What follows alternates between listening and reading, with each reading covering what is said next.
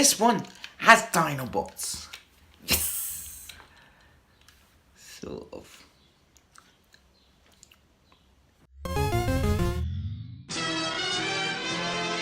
Hello YouTube, Ash here. Today I'm going to be continuing my series of reviews of the Transformer franchise. This is the 4th review. It's Age of Extinction, and like before I have another fantastic guest, and this time it's the one and only Ren Geekness. Thank you so much for having me, Ash. Glad I'm here. I should have probably done the series of reviews myself. I just didn't want to sit through all the Transformers movies, even though I own them all on Blu-ray, but I'm really happy to just probably vent about some of the stuff that Michael Bay did with this franchise, and again, thank you for having me. It's a pleasure having you. These films are a chore to get through. I swear, I had to watch them all because I want to watch them all, obviously, to be fresh on them. And I'm still seeing explosions everywhere I look. And this one that we're going to talk about is the longest one. This one goes on near enough forever. What are your first thoughts about this film?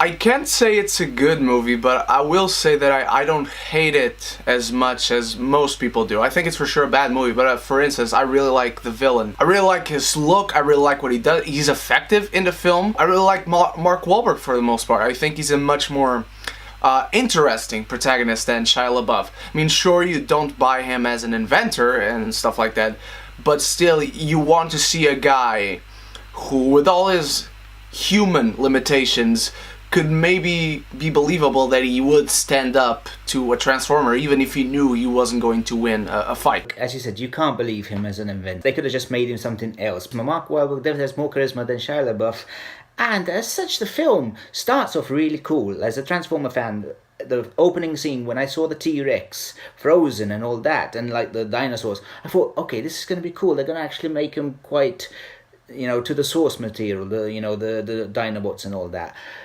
Yeah, but then it went downhill straight away. Once again, we have way too much focus on humans. It's not as bad as The Last Night. For me, The Last Night is terrible. That I don't even want to get into it. I'll get into that when I rant on it. But I actually like this one. It's for me, it's more entertaining than Dark of the Moon. Dark of the Moon is I feel Dark of the Moon is like boring. It's like ugh.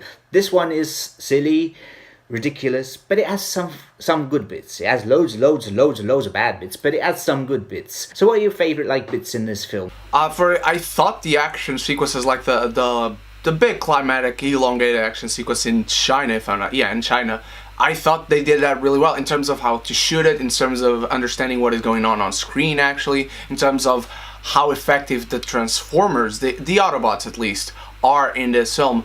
I thought Michael Bay did an okay job at capturing the action. I think the action sequences in this film are better than the first Transformers movie, which in all justice, I think it's by far the best live-action Transformers movie so far, at least.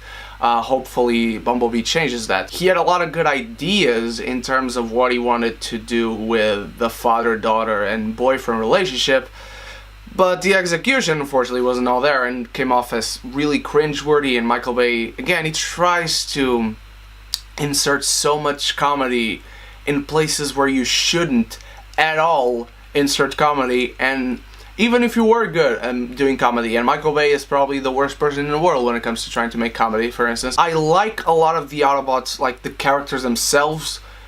The problem is, I don't like the one Autobot you're supposed to like in this film, which is Optimus Prime. The whole thing with Megatron in this film doesn't really make sense, because you just see shots of Megatron looking like he's hiding away, and he's like, "Oh, what is going on?" And then at the end, he just says, "Oh, I will be back." But he doesn't do anything in this film. He just looks on as the battle is going on, and then he says he will be back. To do what? He doesn't even do anything in The Last Night. Yeah, no, and he doesn't, even as you said in the mention, like, you see him, he just commanding, you go there, you go there, you go there, well, yeah, get your hands dirty. So, no, I'll just do this, then at the end, I'll be back, Optimus Prime. That's one of the worst things in The Last Night, which I said, I don't want to touch you, but that's worse. So, in this film, he's Galvatron, he has that cool transforming style, and then when we get to The Last Night, he's gone back to Megatron, because in here he's Galvatron, and then he's gone back to being Megatron, and he loses his way to transform. So yeah, as I said, these films, that's one of the worst things in these films. They have no consistency. They change everything. First time the Autobots first time arrived when they met Sam Witty, and now we realise they've been here ages. Now they've been here with dinosaurs. I thought the X-Men was really bad with consistency. As you said, Michael Bay cannot do humour. Like, he has some really bad taste jokes in this, especially about the underage sex. And when he pulls out a card, who has a card laminated in their wallet with a state law? Once again, we see that Michael Bay likes sexy women. Everyone likes sexy women. Sure. But you do not need to zoom on them, especially when they're supposed to be underage. Exactly. And even when the actress herself is underage, had these films come out a few years later than they actually did, Michael Bay would be in a lot of trouble with the way he shoots some of his female characters in this film. I really didn't like T.J. Miller in this film. He's so annoying, and I like when they pause because he's dead and everyone's supposed to be sad. I was thinking, thank God we got rid of him. And I had heard that he actually fought with Michael Bay on the set. Most of his stuff was improv, and he said do something funny and all that, and that's the best he came up. So that's actually T.J. Miller's humor in this. Oh, I had no idea about that, but it makes sense, I guess, in retrospective, because it felt, as soon as the movie began, it did feel like the character was going to be important, I guess I'd put it that way. The only thing I liked about his death scene, I mean, I was, like you, I was glad he died, because I didn't care about the character. He was annoying whenever he was on screen. It's one of the things that Michael Bay, even amongst his annoyance and his tropes and cliches, he does really well. His practical efforts with explosions and really being on set and using the minimal green screen. Of course, you aren't going to have these Transformers transforming from cars to these massive robots. You'll have to use CGI there, but he does make a lot of effort when it comes to shooting on set and doing a lot of practical stuff in terms of explosions, even if they are exaggerated. Yeah, no, but that's definitely props to him, and that's one of the good things that he has. Like, you see other people that you can tell that everything is green screen. He does, as you said, make an effort, and you see the behind the scenes where cars are exploding, and I think people get injured because he does so much real stuff and that, so he's really hands-on. Everything else, not so much. Humor, his lack of storytelling, the fact that his films go on and on and on. This film could have been at least 45 minutes shorter. A lot of times I will watch films and I will complain that there could have been 15 minutes to 10 minutes maybe cut out of this film, and that's not a lot. 10 to 15 minutes go by like this, but 45 minutes, whenever you complain that a film is 45 minutes too long, that's really says something to what you're actually witnessing on screen. There are so many, Megatron. Remove him completely out of this film. He's not doing anything. He's just there to say, I'll be back, to do nothing in the next film. And with these films being so inconsistent, he could have been back on the next film and we wouldn't have even cared. I did like that in this film they had a bit more interaction between them, which is good, because some of them, sometimes in the other films, they've been lots and lots of focus on the humans and then just the Autobots show up, do an action scene without interaction. Here they did a bit of interaction, even if their interaction isn't that true to the cartoons, because they fight, and even one of them says, I'm waiting for them to kill each other so I can take control. That's not something that the good guys would say in the cartoons, but obviously, at least they interacted with each other. And you said you didn't actually like Optimus Prime in this film. What was that? No, because Michael Bay makes him into a murderer. There's this sequence where he goes into I guess I'd call it the garage of where Stanley Tucci works, and he's like, I'm going to kill all of you humans, and he starts destroying everything, and he's ready to actually kill people. And that's freaking Optimus Prime. He doesn't do that. Not ever.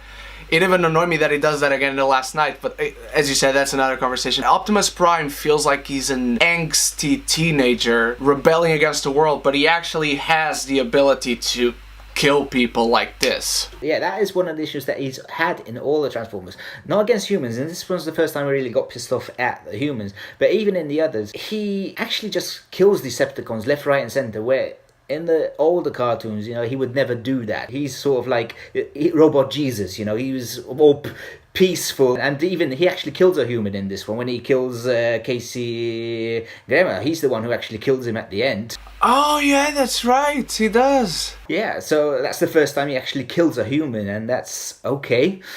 Okay, to save Mark Wahlberg, but still, one of the big things I had about this film, the whole marketing and everything was about the Dinobots. the Dinobots, and Dinobots are some of my favourite characters. Grimlock is my favourite character. I've got toys and things of Grimlock, and I was so excited. This was one of the reasons it sort of drove me back, because I was already getting fed up of these films. But I said, okay, Dinobots. And deep down I knew he's going to screw these up. But Dinobots, let's go. Let's give it a chance. And what we get is 5 minutes or 10 minutes of Dinobots, and they're not even Dinobots. What did you think of the Dinobots? I like how they look. I hated how they're... Okay, so they're kind of introduced in the opening sequence, but how they really actually introduced is when Optimus Prime, he goes there, he asks for help, and then just throws Grimlock into the ground, and I was like, what the hell, Optimus? Are you going to kill him? It doesn't really make sense. And then he basically forces and tortures the Dinobots into helping them. There's this really cool sequence where you see the Dinobots coming, running into the battlefield with Optimus on the back of Grimlock. And I just heard the Power Rangers theme in my head when the scene happened. It's really cool. Visually, there's nothing to complain. When it comes to this story making sense, when it comes to being truthful to actual characters, because the Dinobots are not, they're actual dinosaurs. They're animals. They're like pets for Optimus in this case, and it's like 10 minutes of them to basically make us drool a little bit, and then they're gone. I don't even remember him. I don't even remember how they got off screen in this film. It's that unmemorable and underwhelming how they use the Dinobots in this film. In the cartoons and in the comics and everywhere, they have characters like Grimlock is a really fierce warrior, has a massive sword, and he's always a bit dim, because he is in the comics and everything else, but he's not like a pet like as he is in here. And they don't even call him by his name. You never hear the word Grimlock until the last night. Like, Grimlock is double Prime's size. We know that Prime's the ultimate warrior and all that, but here with just one punch, that's it. I knew deep in my heart, and I was like watching the film, as I say, it's so long, and I was thinking, when they're going to show up? When they're going to show up? Like, I came to watch the Dinobot, and I was expecting maybe a bit more something, how their story or their backstory, but no, we just suddenly, the Dinobots are here, and that's it. Like, we get nowhere. As you said, where were they from? How were they from? What, come, seriously. Yeah, I was expecting actually when so again I forgot his name, but when the bad guy comes in and he has this huge ship where he has all the prisoners, I was expecting him to have the Dinobots prisoners, and he actually used them as bad guys, and eventually Optimus Prime turned them into the good side. I would have loved to see that. Yeah, that would have been much better. The Dinobots in all their glory, being badass, being evil even, and then eventually they get off a mind wash kind of thing. It would have been cliched and all, but at least they would have been in the film as they were promoted. No, and that would have been much better than what we got, because, yeah, that, as you said, cliche, but at least we would have seen the dinosaurs do something, we would have seen some action, maybe they would have even spoke, because, yeah, nothing, or we even heard their names. And I know this is a fact because, and it shows, this is sort of like the whole Sammy Remy thing with Venom. Michael Bay didn't want the dinosaurs in the film. He got forced by Hasbro. I read it somewhere, they wanted because obviously they're very marketable, very popular characters, and it shows he had no idea how to fit them in, so he just had to do something, and yeah. But that even makes it more weird that Hasbro was actually happy with what they got. Because if I wanted to sell a product and let's say the product was the Dinobots and that was all they got, I would have been very unhappy, and I would just had to cut it out. But I think they just saw money, because as you saw in the whole promos and everything, the posters, all we see is Dinobots, yeah, and then, okay. But it did convince me. I actually bought a Dinobot. Oh yeah, let's just talk about the performances. As you said, Mark Wahlberg is good. He can be good in really bad films, as it was shown here. His daughter, not so much. Yeah, it was hard. She was as good in here, I guess, as she was in the last Airbender movie. And even Jack Rayner, who has proved, after this film, he has had a really good career so far. He's proved himself to be a really good actor, playing the big brother in Sing Street, and the big brother in a film that not many people have seen this year called Kin. He's a really good actor. This film was my first contact with him, and I really could not stand this guy. When I saw that he was going to be in Sing Street, I was like, oh shit, not this guy. And he impressed the hell out of me. So it just shows you that all you need as an actor is really good direction, and you'll be good. Yeah, I was going to mention him. He's like really bad, like really, and he's in the film. All he does is scream. Even his character's written really annoying. Usual things that doesn't make sense. Why was he there with the car at the beginning? Like, he had no reason to be there with the car, just to help them escape. You know, it's just one of these convenient things. And even like he just gives up, just every second, like no. Yeah, and his acting was terrible. Even Stanley Tucci and Kelsey Grammer are really horrible here because their motivations don't make sense whatsoever. Especially Kelsey Grammer, who is going to team up with a Transformer to capture Transformers. So he's going to bring even more Transformers into the planet where he wants to get rid of all the Transformers. I don't know how this got through a first, second, third, fourth draft of the script. I really have no idea, and it frustrates me how it could. It amazes me how they get so many great actors and they always do really bad.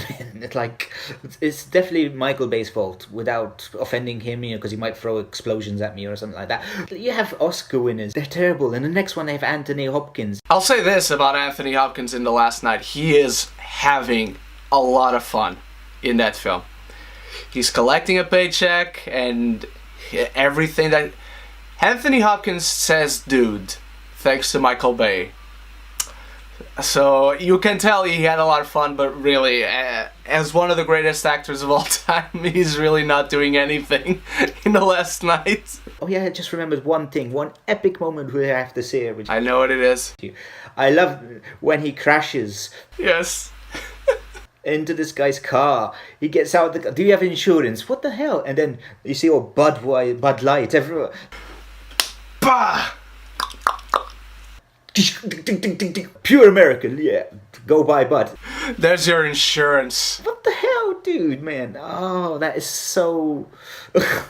Michael Bay movies are always filled with very in-your-face product placement, but this is a whole nother level. He for sure has it written in the script that a character stops what he's doing, picks up a bottle of whatever is there, because when he's writing the script he doesn't know what product he'll have. But here it is, and he drinks it with a logo turned to the camera, and it's freaking... I won't say I respect him, but I love that moment for all the wrong reasons. Yeah, it's just, oh man, like pure American, like, yeah, Bud! And I mean, Bud sales went up left, right, and center. Like, rating-wise, I will personally give this film, because you're rating this from me, I'll give this film a very generous 2 out of 5, because it has a bit of humor. It's not totally terrible, but I'll say let me give it a 2.5, because for me it's more enjoyable than The Dark of the Moon, which I felt is just boring for some reason. Totally forgettable, that film. Your rating system's different, it's lettery, so what would you reckon this? So, I think you're right. This film does have a lot of entertainment value for a few good reasons, for a lot of bad reasons. I think Mark Wahlberg is really good. He is a good protagonist. You believe more in him. The character himself, not so much. They butcher the character of Optimus Prime. They butcher the Autobots. But this film visually is stunning. I think the villain is interesting. It's the most interesting villain they've had in all of these films. And again, I won't call this film underrated, because again, it's not a good movie, but I'll get as close as I can to a positive grade, and I'm going to give it a D+. Cool. Yeah, I definitely agree with the character, the bounty hunter. He's really, probably the best villain in the franchise. Now, I want to ask you your opinions and what your hopes are for Bumblebee. Me personally, I said this in other videos, I'm excited for Bumblebee. Even the 2-minute trailer looks better than all the films of the Michael Bay did. Honestly, first of all, they have the G1 look. What are your hopes for Bumblebee? So I didn't know they had the G1 look, because I'm doing this with 100% of the movies that are coming out. I only watched the first trailer, so I had no idea they had the G1 look, but I'm happy to know that. I like the teaser trailer that came out very early this year. I didn't love it, but one thing that I've always had with the Transformers that except for The Last Night, even the trailers I love. I I love all the trailers that have always come out for the Transformers movies, even when I suspected that the films themselves were going to suck. But as you said, Travis Knight directing this was amazing from the start. It really gave me confidence in this film. From what I saw, the vibe that I got in that first trailer from Haley Steinfeld and her relationship with Bumblebee, the glimpses we have at it. In the other trailers, you don't really get this with Sam or with Mark Wahlberg and the Transformers, but in this one, you really get a vibe of kind of an E.T. film, a boy and his dog story, or in this case, a girl and her robot story. And I guess they're really going to hone in on the kind of coming of age story, because from what I got, I think it's going to be like her first car, and this is not like Shia LaBeouf, who's clearly near 30 years old and he's playing a teenager. This is an actual teenager, or at least a very young adult, or someone who looks believable as a teenager, and she's going to get her first car. I think what they're doing here, for instance, is what they wanted to do with the young girl in The Last Night, which did not work there. But in here, the film seems to be all about this, and they're really going. You can see their vision, where in the Michael Bay films, you cannot see what they're going for. They're not going for anything. They're not even trying to go for anything. In here, they clearly have a goal. They clearly have a theme. They clearly have a vision for the film, and they have a message, I guess I'd say. And one other thing, as we said, Travis Knight is a fantastic director, and I was watching Comic-Con, the panel for Bumblebee. He's a big Transformer fan, which is good, because Michael Bay was not a fan. He took the job because he wanted to work with Spielberg. There's the whole interview where he says that. He's a fan. He actually got Stan Bush, who wrote the original songs for the 1980s, to open the panel. And he's just a great character director. And even if we see Cybertron for just 5 minutes, it still looks better than we've seen it now in the trailers. So yeah, I'm excited about that. I think I can wrap it up. So I'm going to pass it over to Ren to let them know where they can find you. And once again, I will really thanks for doing this. You know, it's been a pleasure, and I'm deeply humble, because I really, as I said, I love your channel. And yeah, let them know where they can find you. I thank you, because it's always an honor to be invited to someone else's channel doing something. You guys can find me anywhere online at Ren Geekness on Facebook, Instagram, Twitter, and YouTube, of course. I do movie reviews like Ash, and sometimes trailer reactions when I catch them on time. And again, thank you so much for having me. I didn't do a series like this, but I'm really humbled to be invited and to collab with people all the time. So this was really great. So as I said, that's the fourth film in the Transformers. We're nearly getting there. We've just got one more. So one more 2-hour film. Yeah, these films are long. So one more film to go. And yeah, that'll be up shortly. So as always, I want to thank you for watching this. If you did like the video, maybe hit that like button. And also, if you're new to the channel and want to see more of my videos, maybe hit that subscribe button too. And I will see you all next time. Bye bye.